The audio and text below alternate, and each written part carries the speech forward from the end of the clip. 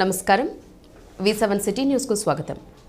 తిరుపతి శ్రీ కోదండరామస్వామి ఆలయ వార్షిక బ్రహ్మోత్సవాల్లో భాగంగా 8వ రోజు గురువారం ఉదయం స్వామివారి రథోత్సవం అంగరంగ వైభవంగా జరిగింది. ఉదయం 9:15 శ్రీ సీతా లక్ష్మణ సమేత కోదండరాముల వారు రథాన్ని అధిష్ఠించి 4 మాడ వీధుల్లో విహరించారు. డప్పు వాయిద్యాలు, భజన బృందాలు, కోలాటాలు ఆడుతుండగా భక్తులు రథాన్ని లాగారు. అడుగడుగున భక్తులు కర్పూర నీరాజనాలు అందించారు. రథం 4 మాడ వీధుల్లో ఊరేగి యథాస్థానానికి చేరిన తరువాత ప్రబంధం, వేద సాతుమర నిర్వహించి హారతి ఇచ్చారు. ఆత్మరథికుడు, శరీరమే రథం, బుద్ధి సారథి, మనసు పగ్గం, ఇంద్రియాలే గుర్రాలు, విషయాలే వీధులు. ఈ రీతిలో శరీరాన్ని రథంతో పోల్చడంతో స్థూల శరీరం వేరని, ఆత్మ అందుకు భిన్నమనే ఆత్మానాత్మ వివేకం కలుగుతుంది. రథోత్సవంలో ముఖ్యంగా కలిగే తత్వజ్ఞానం ఇదే. మధ్యాహ్నం 3 నుండి సాయంత్రం 4 గంటల వరకు అర్చకులు తిరుమంజనం, ఆస్థానం నిర్వహించనున్నారు. రాత్రి 7 నుండి 8:30 వరకు అశ్వవాహన సేవ వేడుకగా జరగనుంది.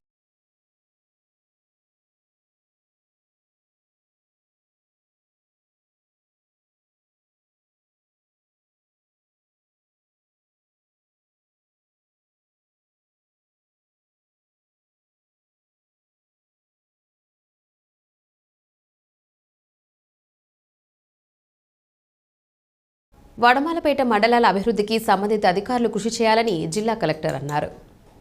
గురువారం ఉదయం పుత్తూరు పురపాలక సంఘం సమావేశ మందిరం నందు నగర నియోజకవర్గం, పుత్తూరు, వడమాలపేట మండలాల అభివృద్ధి కార్యక్రమాలు, ప్రజా సమస్యల పరిష్కార వేదిక వంటి అంశాలపై జిల్లా కలెక్టర్ వెంకటేశ్వర్, నగరి ఎమ్మెల్యే గాలి భానుప్రకాష్, సంబంధిత శాఖల జిల్లా మరియు మండల స్థాయి అధికారులతో కలిసి సమీక్షా సమావేశం నిర్వహించారు. జిల్లా కలెక్టర్ మాట్లాడుతూ, జిల్లాలోని మిగిలిన ప్రాంతాల కంటే వడమాలపేట, పుత్తూరు మున్సిపాలిటీ మండలాలలో నందు నీటి సమస్య ఉందని, దీనికి సంబంధించి తీసుకోవాల్సిన చర్యలపై మరియు సమ్మర్ యాక్షన్ ప్లాన్పై మున్సిపాలిటీ, పంచాయతీ అధికారులతో ఈరోజు సమావేశం నిర్వహించడం జరిగిందని అన్నారు. రానున్న వేసవిలో ఎండల తీవ్రత ఎక్కువగా ఉండనున్న నేపథ్యంలో ప్రతి హ్యాబిటేషన్, ప్రతి ఇంటికి నీటి ఎద్దడి లేకుండా చర్యలు తీసుకోవాలని నిర్దేశించుకున్న మేరకు ప్రతిరోజు 55 ఎల్పీసీ నీరు అందించే విధంగా సంబంధిత అధికారులు కార్యాచరణ చూసుకోవాలని అన్నారు. క్రాష్ ప్రోగ్రాం ద్వారా బోరు బావులకు ఫ్లషింగ్ వంటి పనులు చేసుకోవాలని, అత్యవసర పరిస్థితుల్లో కొన్ని ప్రాంతాలలో ట్యాంకర్ల ద్వారా నీటిని అందించేందుకు ముందుగానే కార్యాచరణ చేసుకోవాలని అన్నారు. పల్లె పండుగ కార్యక్రమంలో భాగంగా 10 అంశాలలో భాగంగా canals desilting, farm ponds, cattle sheds, trenching, rain harvesting కు సంబంధించిన ఉపాధి హామీ పథకం కింద ఈ పనులను ఏపీఓలు, ప్రోగ్రామ్ ఆఫీసర్లు, ఎంపీడీఓలు కార్యాచరణ చేసి చర్యలు తీసుకోవాలని అన్నారు.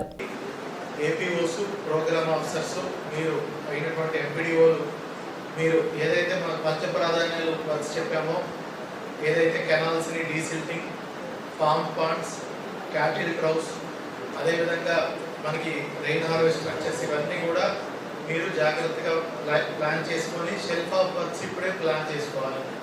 అదేవిధంగా మెటీరియల్ ఎక్స్పెండిచర్ వర్క్స్ కూడా మీరు ముఖ్యంగా మనకి క్యాటిల్ షెడ్స్, శ్మశాన వాటికలు, ఎస్పెషల్లీ ఎస్సీ/ఎస్టీ అప్లికేషన్స్లో సీసీ రోడ్, సీసీ డ్రైన్స్, ఇవి ఫోకస్ చేసుకొని వర్క్స్ని ఐడెంటిఫై చేసుకొని మీరు చేసినట్టయితే వెంటనే శాంక్షన్ కూడా ఇవ్వడం జరుగుతుంది.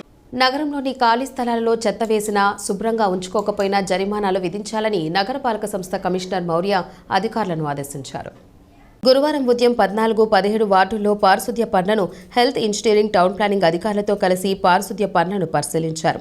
ఈ సందర్భంగా కమిషనర్ మాట్లాడుతూ, నగరంలోని పలు ప్రాంతాల్లోని ఖాళీ స్థలాలు చెత్తతో నిండి ఉన్నాయని అన్నారు. దీనివలన పక్కన ఇండ్ల వాళ్ళు ఇబ్బంది పడటమే కాకుండా అపరిశుభ్రంగా తయారవుతోందని అన్నారు. కావున ఆ స్థలం వారిని గుర్తించి జరిమానాలు విధించి శుభ్రంగా ఉంచాలని అధికారులను ఆదేశించారు. మురుగునీటి కాలువలు లేని ప్రాంతాల్లో కాలువల ఏర్పాటుకు ప్రణాళికలు సిద్ధం చేయాలని అన్నారు. తడి, పొడి చెత్త వేరువేరు ఇస్తే కలిగే లాభాలను పద్మావతి పార్కులో ప్రజలకు వివరించారు. స్వచ్ఛ సర్వేక్షణలో తిరుపతిని మొదటి స్థానంలో ఉంచేలా అందరూ సహకరించాలని ప్రజలను కోరారు. ప్రతి వీధిలోకి చెత్త వాహనం ఒక నిర్దిష్ట సమయంలో వెళ్లేలా రూట్ మ్యాప్ సిద్ధం చేయాలని హెల్త్ ఆఫీసర్ను ఆదేశించారు. కమిషనర్ వెంట superintendent engineer Sam Sundar, municipal health officer doctor Yuva Anvesh Reddy, sanitary supervisor Chenchaiah తదితరులు ఉన్నారు. దక్షిణ కైలాసంగా వెలుగుతున్న ప్రముఖ పుణ్యక్షేత్రమైన శ్రీకాళహస్తీశ్వర స్వామివారి దేవస్థానానికి గురువారం ప్రముఖ సినీ తార, సినిమా హీరోయిన్ పూజా హెగ్డే కుటుంబ సభ్యులతో కలిసి శ్రీవారిని దర్శించుకున్నారు. ఆలయానికి చేరుకున్న వారికి శ్రీకాళహస్తీశ్వర స్వామి దేవస్థానం ఆలయ అధికారులు స్వాగతం పలికి శ్రీ జ్ఞాన ప్రసూనాంబ సమేత శ్రీకాళహస్తీశ్వర స్వామివారి ప్రత్యేక దర్శనం చేయించారు. దర్శనానంతరం మృత్యుంజయ లింగం దగ్గర ఆమెను శేషవస్త్రంతో సత్కరించి స్వామివారి చిత్రపటాలతో పాటు తీర్థ ప్రసాదాలను అందజేశారు. ఈ కార్యక్రమంలో temple inspector Hari Yadav, APRO Ravi మరియు ఆలయ అధికారులు, సిబ్బంది పాల్గొన్నారు.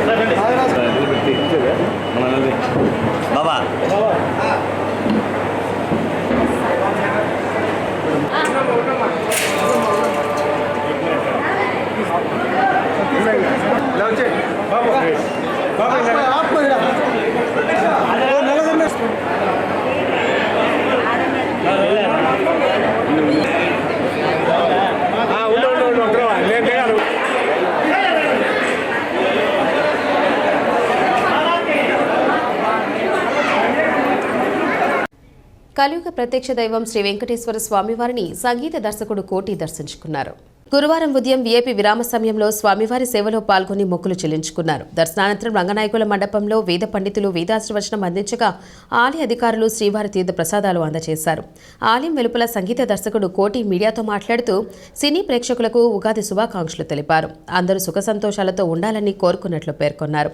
వాసవి సాక్షాత్కారం అనే ఆల్బం చాలా బాగా వచ్చిందని యూట్యూబ్లో విడుదల చేసినట్లు వెల్లడించారు. 4 వేదాలను అనుసంధానం చేసి మ్యూజిక్ రూపంలో తీసుకొచ్చే ఓ మహాయజ్ఞాన్ని తలపెట్టినట్లు తెలిపారు. ఆ ప్రాజెక్ట్ పూర్తి కావడానికి ఎన్నో ఏళ్లు పడుతుందో తెలియదని, ఆ దేవదేవుని కృపతో 4 వేదాలను పాట రూపంలో పూర్తి చేశామని తెలిపారు.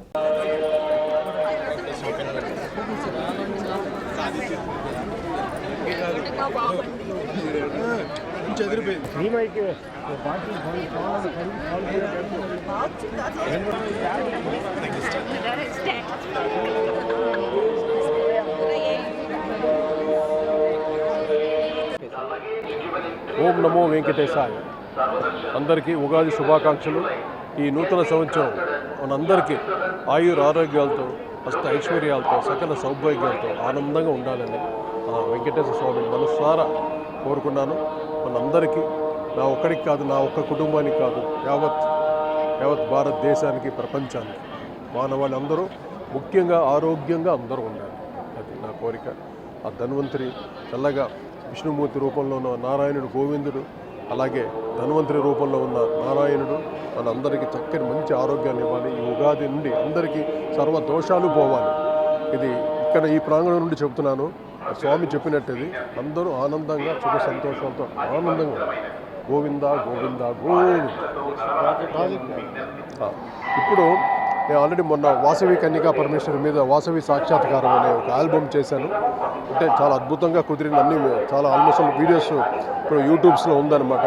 అవన్నీ మీరు చూసి మమ్మల్ని ఆశీర్వదించాలి. ఎందుకంటే ప్రపంచ స్థాయికి అందాలి. ఎందుకంటే అమ్మవారి పాట అంత గొప్పగా కుదిరింది. అలా అన్నమయ్య కీర్తనలు కూడా చాలా చేశాను స్వామి మీద. ఇప్పుడు నేను చేసే పెద్ద మహాయజ్ఞ కార్యక్రమం ఏంటంటే 4 వేదాలని సంగీత రూపంలో వాటిని ఎలా ప్రజెంట్ చేయాలని నా కోరిక. అది ఆ ప్రాజెక్టు చేయడం కోసమే స్వామి దీవులు తీసుకోవడానికి వచ్చాను. తప్పకుండా ఇది గ్రాండ్ సక్సెస్ అవ్వాలని, ఘన విజయం సాధించాలని.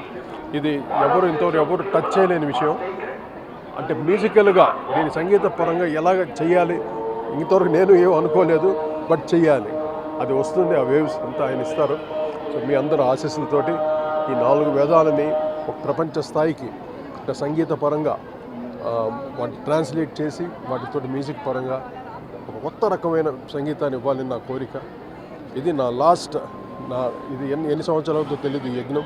తప్పకుండా మీ అందరూ ఆశీస్సులతోటి, ఆ గోవిందుడి ఆశీస్సులతోటి, నారాయణ ఆశీస్సుతోటి చక్కగా జరగాలని మనస్ఫూర్తి కోరుకుంటున్నాను. సర్వే జన సుఖినో భవంతు, లోక సమస్త సుఖినో భవంతు. గోవింద గోవింద గోవింద. తిరుపతిలో కోదండరాముని బ్రహ్మోత్సవాలు అంగరంగ వైభవంగా జరుగుతున్నాయి. అందులో భాగంగా గురువారం స్వామివారి రథోత్సవంకు కడు రమణీయంగా సాగింది. వేలాది మంది భక్తులు రథోత్సవంలో పాల్గొని స్వామివారి అనుగ్రహం పొందారు. ఈ సందర్భంగా హనుమంతరావు ఆధ్వర్యంలో స్థానిక దక్షిణమాడ వీధిలో చిగోర ఆధ్యాత్మిక కేంద్రం వద్ద భక్తులకు మజ్జిగ పంపిణీ చేశారు.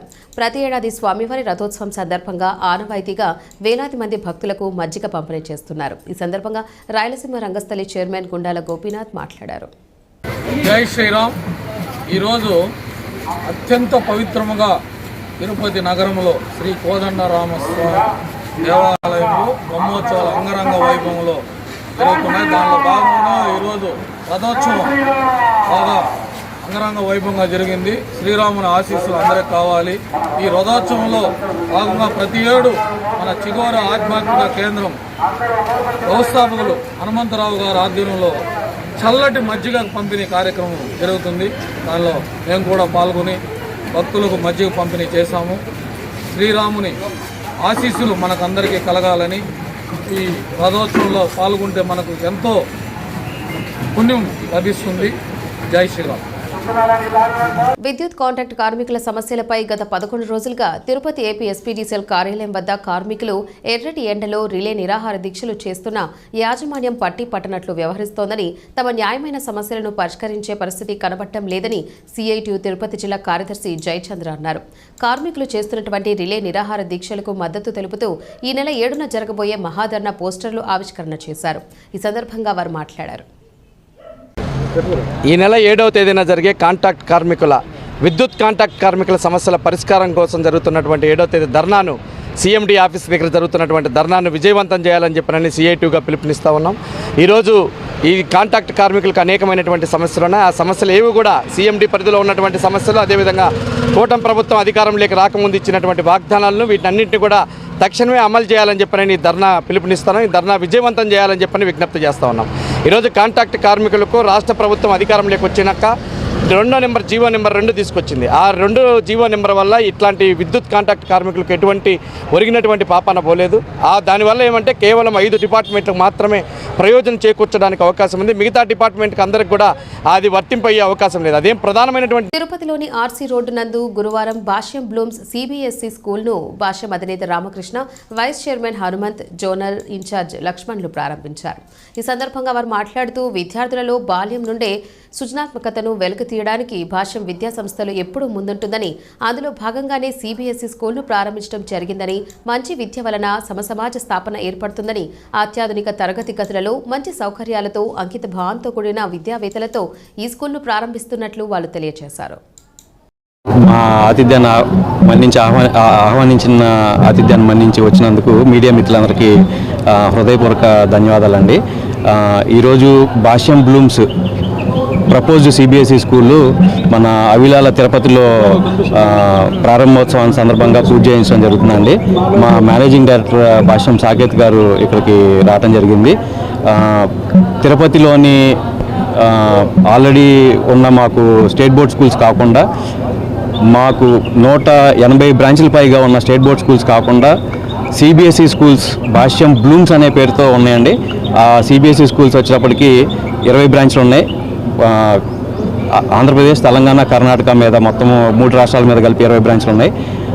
దాంట్లో భాగంగా ఈ విద్యా సంవత్సరం నుంచి 2025-26 విద్యా సంవత్సరం నుంచి భాష్యం బ్లూమ్స్ తిరుపతిలో మొదలు పెడతాం జరుగుతుందండి. ఇది ఎక్స్క్లూజివ్గా సిబిఎస్ఈ అంటే ప్రపోజ్ సిబిఎస్ఈ స్కూల్ కాబట్టి సిబిఎస్ఈ ప్యాటర్న్లోనే వెళ్తామండి. సిబిఎస్ఈ బోర్డు దీని ప్రకారంగా వెళ్తాము. NCERT program, NEP policy, national education policy ఏదైతే ఉందో, సెంట్రల్ గవర్నమెంట్ ఏదైతే ప్రపోజల్ ఆల్రెడీ ఉందో దాని ప్రకారంగానే ఇక్కడ టీచింగ్ మెథడాలజీ కానివ్వండి, యాక్టివిటీస్ కానివ్వండి దాని ప్రకారంగా వెళ్తాయి. సో ఇది మనకి 1.98 ఏకర్ స్థలంలో పిల్లలకి కావాల్సిన అన్ని ఫెసిలిటీస్ అండి. రన్నింగ్ ట్రాక్ అయితేనేమి, పికిల్ బాల్ అని, ఆర్చరీ అని, డిఫరెంట్ ఫుట్బాల్ ఒకటి, స్కేటింగ్ రింక్ అని, ఇట్లా డిఫరెంట్ యాక్టివిటీస్తో పాటు మేము ప్రత్యేకించి మాకు ఉన్న బలం ఏంటంటే ప్రోగ్రామ్ అండి, అకాడమిక్ ప్రోగ్రాము. భాష్యం బ్లూమ్స్ అనేది ఆల్రెడీ 20 బ్రాంచ్లు ఉన్నాయి కాబట్టి ఆ అకాడమిక్ ప్రోగ్రామ్ అనేది మా బలం. సో ఓన్లీ కాలువ స్థలంలో అక్రమంగా రోడ్డు వేస్తున్నట్లు మీడియాలో వచ్చిన కథనాలకు స్పందించి నీటిపారుదల శాఖ అధికారుల ఫిర్యాదుతో అర్బన్ తహసీల్దార్ భాగ్యలక్ష్మి రెవెన్యూ నీటిపారుదల సంయుక్త సర్వేకు ఆదేశించారు. తిరుపతి అర్బన్ పరిధిలోని Timminayudupalem cotton mill Godadevi master plan road కానుకొని ఉన్న 162 సర్వే నంబర్ స్థలంలో గురువారం నీటిపారుదల శాఖ AE Kavitha, revenue surveyor Jagadish ఆధ్వర్యంలో సర్వే నిర్వహించారు. ఇందులో భాగంగా అధికారులకు విస్మయం కలిగించే నిజాలు తెలిసివచ్చాయి. ప్రస్తుతం రోడ్డు నిర్మిస్తున్న ప్రదేశం నుంచి గోదాదేవి మార్గం వరకు 80 నుంచి 120 అడుగుల వెడల్పుతో ఉన్న కాలువ పొరంబోకు భూమిని ఆక్రమించుకొని నిర్మాణాలు చేపట్టినట్లు తెలుసుకున్నారు. కాలువకు దక్షిణం వైపు ఉన్న కాలువ భూమి మొత్తాన్ని కలుపుకొని గతంలో ప్రహారీ నిర్మించడం వెలుగులోకి వచ్చింది. అలానే కాలువకు తూర్పు వైపున కూడా గతంలో ఇల్లు నిర్మించినట్లు తెలుసుకున్నారు.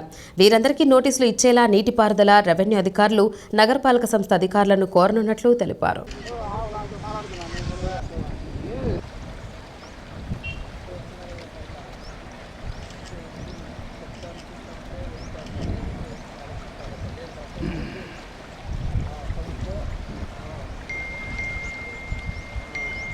పోల్ వరకు ఉంటుంది నాకు తెలిసి